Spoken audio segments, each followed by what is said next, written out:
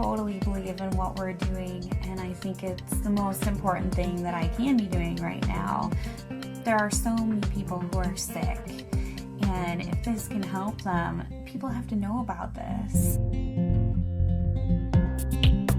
It's fantastic that I get to share this with my family, that we're doing this together, and that we both feel so passionately about it. She was on over 40 different medicines. She had been on methotrexate and Plaquenil, one of those which nearly destroyed her vision.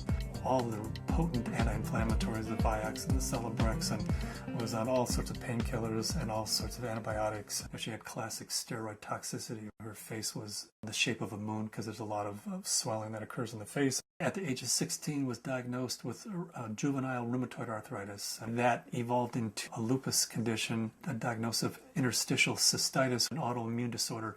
Bedridden 4 years. Her mother thought she would never survive. I went to talk to William as a friend and as a doctor about his experience with patients and how they used cannabis. Seeing what the juicing did for me, using it in this form, was so significant. It changed my life. About 4 to 6 weeks after I started on juicing every day, I had no more back pain. I didn't need pain pills. I felt the best I ever had. A lot of people think cannabis and pot are not medicine. I had stumbled on an article in Scientific American, December 2004.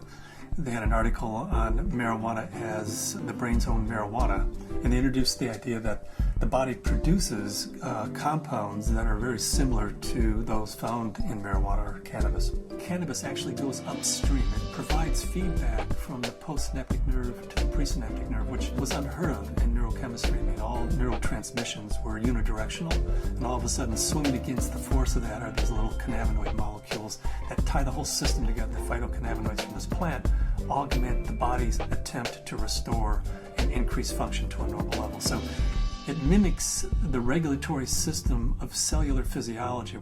And recently the Food and Drug Administration has approved of CBD, which is a cannabinoid like THC, one of 80 cannabinoids. The federal patent compares vitamin C, vitamin E, and CBD, or cannabidiol. CBD turns out to be more potent than either of those two.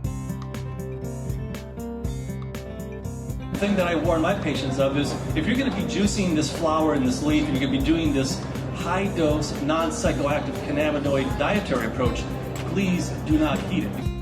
When you heat cannabis, you make it psychoactive, which for a large part of the community, the psychoactivity of a plant is a measure of its medical quality.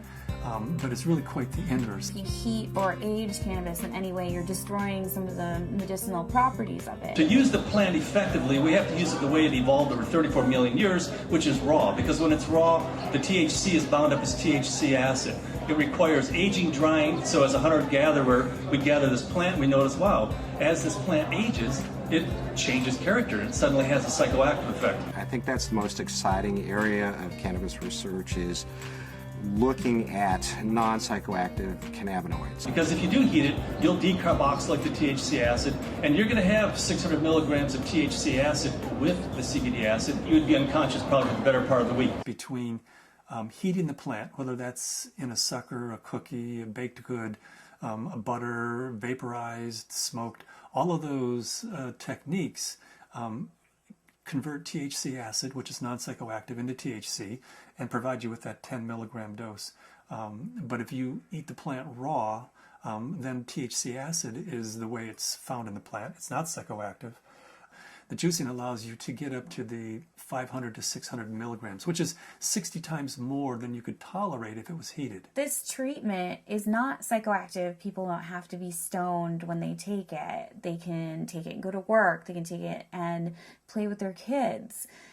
It's hard for me to understand laws against something like green leaf therapy and to think that prednisone is legal. We're still fighting the stigma of marijuana back from the 20s, 30s, 40s, 50s. I was a prosecutor for 8 years in Mendocino County, so I know it from both as a defense attorney and as a prosecutor. The 1972 Controlled Substances Act said that marijuana has no medical value whatsoever. The federal government has a patent on its medical properties. The Food and Drug Administration has approved of it as investigative new drug. I have not found the United States to be very open about cannabis research. In order to print an article in a peer-reviewed journal, you have to use cannabis that they have certified for your study. And there are physicians who have waited 3, 4, 5, 6 years, some even longer than that, to just get a sample. Terrifying, to be told as a parent that your child does have a tumor in her brain. It took 24 hours in the operating room. They gave us a 10% chance of survival with treatment. The Oakland Children's Hospital, where they called me and they said they had a baby who they were discharging home. This baby had completed all treatment that would be useful for it, had brain tumor, had surgery, had radiation and chemo, and the tumors were still growing and still multiplying, and therefore they said to the parents, just take this baby home and make it comfortable, because there's nothing more that we know that will help its condition. Started to accept to the point where the illness had taken her and us, and try and find some acceptance. A month went by and I got in contact with the family and they said, well, we just came back from Children's Hospital. They did a CAT scan. The tumors have shrunk and there are fewer of them. And they said, I'll tell you what we've been doing. We've been juicing the fan leaves of the marijuana plant and giving our baby a shot glass of this juice every day. This is like this wonderful hospice story. She is no longer on hospice. I brought the oxygen concentrator back. It's just one of those wonderful success stories. The plant is a pretty amazing plant because it appears that the juice of this plant is saving this baby's life. Here we have something that can really change people's lives. I mean, I was laying in bed, catheterized, thinking that physicians were just trying to make me comfortable. They really didn't think that there was anything more that they could do, and that I may not live to be 30, which I am now. That was the best I could hope for. The best I could hope for was taking enough methadone and Percocet every day that I just didn't feel anything at all. I had gotten in touch with Dr. Courtney because we had received a doctor's recommendation from one of his patients, and in it asked that they start juicing the leaves and having capsules and a few other items which I didn't know anything about. So after I contacted him, I was really excited to hear that there might be some other alternatives to the smoking of the cannabis. These are friends we've had in the past year. They said, your father's not the same as he was when we first met him, and he seems to be much more alive and much, doing a lot more and more active. And I had informed them that it was because of the juice that he had been taking. Right after we started juicing, that he seemed to be more active. We would do things out in the garage more, and he wouldn't spend so much time in his chair. We have ran out periodically in the last year and a half, and that's what made me convinced that he needed it, because when he would run out, he would have trouble getting out of the car. I had 4 doctors tell me that I should have a hysterectomy. You either have no ovaries, or at the very least you're sterile. That my endometriosis was so bad I would never be able to have a child. Despite very potent birth control, despite being sterile, Zahaya decided she was going to come join the party.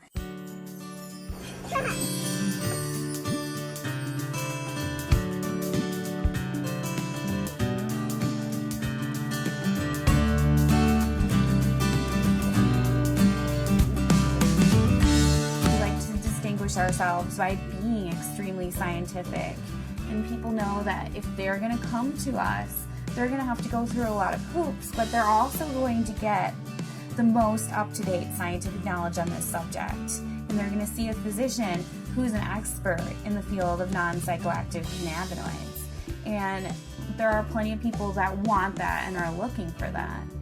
We opened our 5th office in Luxembourg. Their government is really sympathetic and open. There's an international group studying autism and CBD in Luxembourg.